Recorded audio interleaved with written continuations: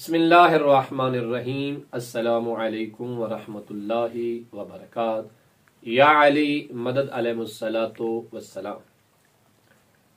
ہم اپنے تمام ناظرین اور ویورز کی خدمت میں جو نیا سلسلہ لے کے آئے ہیں وہ یہ ہے کہ قرآن مجید فرقان حمید نے 15 ایسی خواتین کا تذکرہ کیا ہے کہ جو اپنے زمانے میں ایک بلند مرتبہ خواتین کے اعتبار سے جو ہے وہ سمجھی جاتی تھی۔ ایسی 15 خواتین کا قرآن نے ذکر کیا ہے اور انشاءاللہ تعالی ہم اپنے تمام دیکھنے والوں کو ایک ایک کر کے ان تمام خواتین کا تعارف پیش کرنے چلے ہیں تاکہ ہمیں پتہ چلے کہ گزشتہ زمانے میں آج تک وہ کون کون سی ایسی خواتین تھی کہ جو اپنے زمانے میں اپنے کردار، اپنے علم، اپنے زہد و تقوی کے اعتبار سے جانی اور پہچانی گئیں۔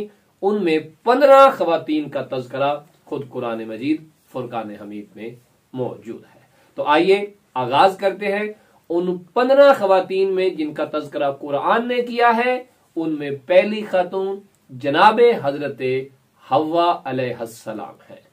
جناب حوا بنی آدم کی وہ پہلی ماں ہے، بنی آدم کی وہ ماں ہے، اس زمین پر وہ پہلی عورت ہے، پہلی وہ خاتون ہے کہ جو اس اعتبار سے پہچانی گئی کہ انہیں ماں کہا گیا، اور تمام انسانوں کی ماں ہے جناب حضرت حوا علیہ السلام۔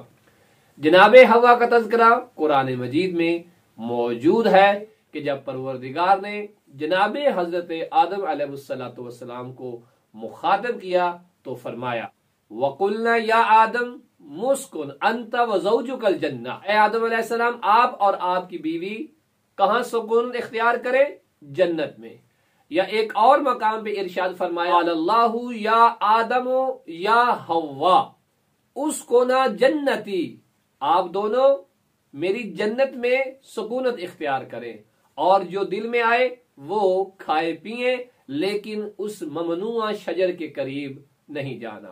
تو جناب حضرت حوا علیہ السلام وہ پہلی خاتون ہیں، وہ پہلی عورت ہیں جو اس زمین پر آئیں، اور قرآن میں ان کا تذکرہ ان 15 خواتین میں موجود ہے جن کا تذکرہ قرآن نے کیا۔